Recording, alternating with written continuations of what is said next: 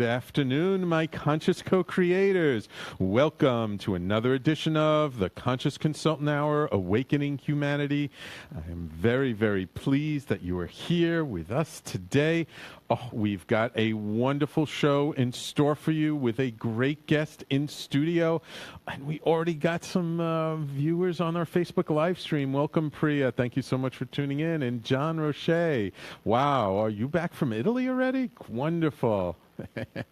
Oh, and here they come piling in. Angela, John, thank you guys for tuning in. Of course, and like you're very fortunate. We have a really fascinating guest who's actually been on the show. We were just trying to figure out how long ago it was. It's been a little while. But first, of course, let's get started with our quotes of the day from the universe and from Abraham. Let's see what the universe and Abraham have in store for us today. First, from the universe. One way to defeat invisible, limiting beliefs, even ones you may not know you have, is to simply dream of a life so grand that they couldn't possibly make sense. And then start living that life today, however humbly at first. En garde, the universe. We love our quotes from Mike Dooley in the universe. And I think this is a really interesting quote from the universe today about limiting beliefs, and as he says, it's, sometimes we don't even know the limiting beliefs we have.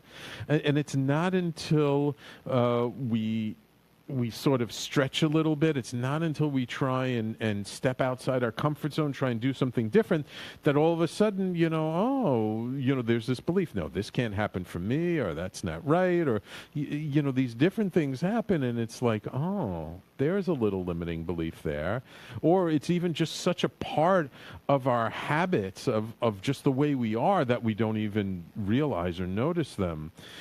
And so what the universe is saying here is that the way to kind of dissolve them and get past them and not have to worry about them is to just dream, imagine, visualize, like your life is so amazing and so tremendous that somebody in that position would not have limiting beliefs. I mean, we all would have some, I'm sure even people like Richard Branson has some kind of limiting beliefs, but at a much different level than perhaps you or I do. And so by putting ourselves, creating this image in our minds of being so far beyond these limiting beliefs that they don't even make sense, you kind of short circuit the nervous system, and it's like, how can I have a limiting belief if this is the life I'm living? And then I think the most important part that the universe is saying here is start living that life today, no matter how humbly at first. Baby steps.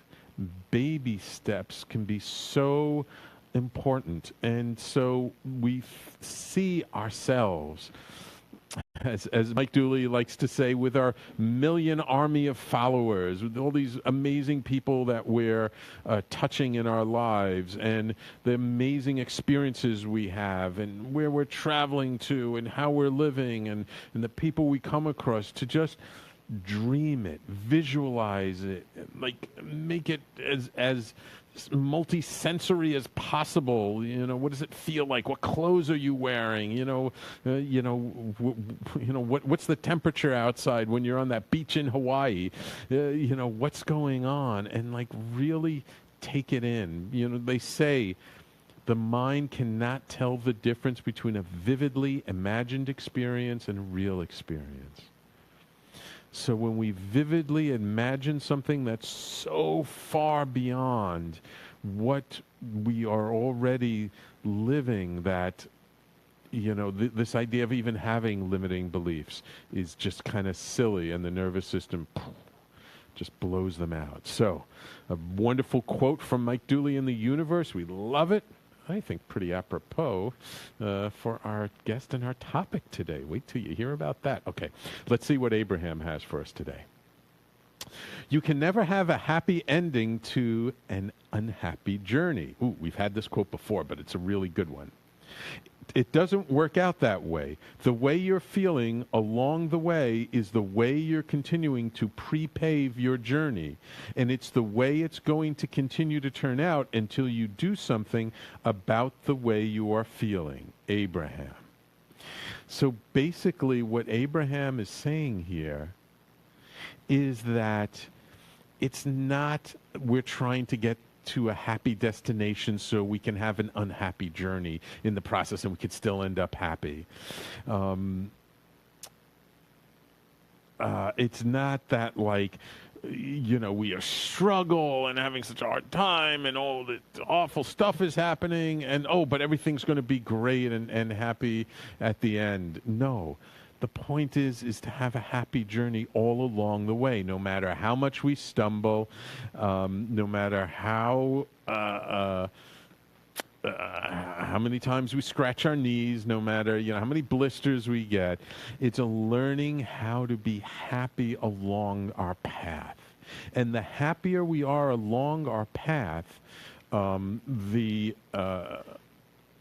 the happier, in the end, it's not about the destination. Because think about it. Anytime we create a goal, anytime we have some achievement that we're going for, what happens once we get that achievement? What happens once we reach that goal? What's the next goal? Where do we go from here?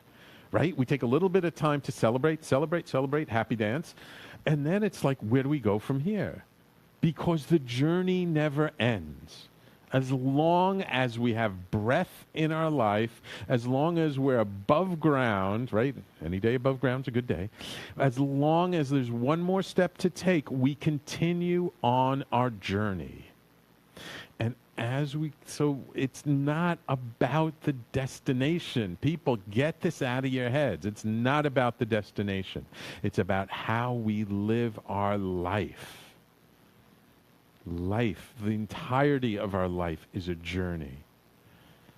And we're going to be talking about walking on our journeys quite a lot today. So it's a wonderful and highly apropos quote from Abraham today. I hope you guys get it. Right? These two quotes work wonderfully together. Visualize this amazing life and then happily live our life on our path to there. It'll be wonderful. It'll be great. And I'm so glad you all are with me on this path. I love you, my followers, my listeners. Welcome, Julian, Barbara, and Susan. Congratulations. Glad you're back. Checked out our guest and sounds great. Wonderful. Gary, Jackie, welcome to the Facebook live stream. Okay, enough dilly-dallying. Time for me to, I want to switch around my Facebook live stream. There we go. How did that happen? And let me introduce you to my guest today. There she is. You see, you don't have to look at me all for the entire hour. You get to see my beautiful guest, Jana Hexter. Jana works with intuitive women in midlife who are ready for a shift and are determined to live life to the fullest and contribute to the world in a way that is really fulfilling. She's a multi-sentient intuitive, having the capacity to see, hear, feel, and know information from beyond the physical realm. So you have all the clairs, huh? I do. All right. Except smell. Don't have smell. Except smell. What do you call that? Clear? I don't know. Smellient? I don't know. She also has the capacity to connect with those who have passed. As a unique bridge between the physical and spiritual worlds, Jana provides a fresh perspective by accessing universal consciousness at a deep level for people who are committed to expanding their awareness to create a better here and now. She especially enjoys serving as a guide for people who are at the leading edge of our global transition into consciousness. As a bridge between the physical and spiritual worlds, Jana provides fresh perspective at a deep level with her clients with life-changing results. It is a pleasure to have you back. It's been quite a while since you were last here, and thank you so much for making the effort to come down in studio today. You're welcome. Glad to be here. All right. So somewhere. I'll have to dig out and make sure it gets posted to a SoundCloud account. The first interview I had with Jana, so you could get a lot of her background there. We're not going to talk too much about the background. What we are going to talk about is a very recent journey she took on the Camino de Santiago, walking that 500-mile-long path, which is a spiritual pilgrimage recently. And so we're going to be talking all about journeys today.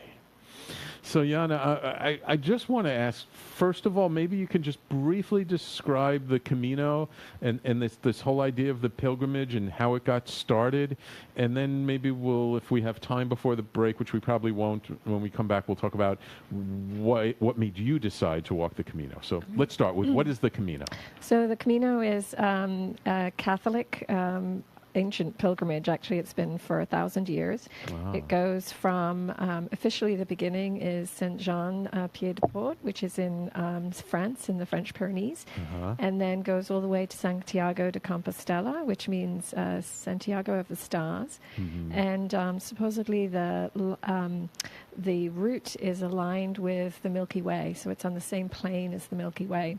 And all along the route are fountains. It's just incredible. There's just these water fountains almost in every village. And somebody on the route said to me, it's almost like the earth is coming up to kiss the stars, which I just loved. Ooh, I like that. And so the Catholics, when the region was a Muslim territory, the Catholics supposedly found some bones of a saint and created a relic place that people could come and make a pilgrimage. And back in the Middle Ages, 250,000 people would travel the route. As many went to Jerusalem, went to Santiago. Okay. And I believe actually it's been there way before that. I feel like I really felt it actually, that it's an ancient pathway, and a little bit beyond Santiago is the sea and a place called Finisterre, where there used to be an altar to the sun because the sun would set in the west. And so it feels to me like it's been an ancient pagan pilgrimage along that pathway to the sea, but there's no evidence of it. It just at this point, right. So let's just say in its current incarnation, yes. as a Catholic pilgrimage, but it draws not just Catholics. I mean, all kinds of people are drawn to do this pilgrimage. Yes, and people. There were many Catholics on the route. I'm not, but. And people from all over the world. We constantly would be walking with people from Korea and Australia and South Africa, all over the world, and it was a really beautiful experience actually because of that. It really was a global experience. Interesting. Yes. Who was it? Wasn't there a famous movie star that walked the Camino not that long ago? Yes. That wrote a book about it? Who was it? Yes. Was it Shirley MacLaine? Shirley MacLaine, yes. Yeah, it was Shirley MacLaine. Yeah. Okay. Yeah, she wrote a book about it. Yeah. Okay, wonderful. All right, so let's take our first break. And when we come back, let's talk about why you decided to walk the Camino, and we'll start getting into what you learned walking the Camino. So everybody, please stay tuned. You're listening to the Conscious Consultant Hour, Awakening Humanity. We're live every Thursday at 12 p.m. Eastern Time, and we're live on our Facebook live stream. Thank you, Phil, for joining us, and we will be right back after these messages.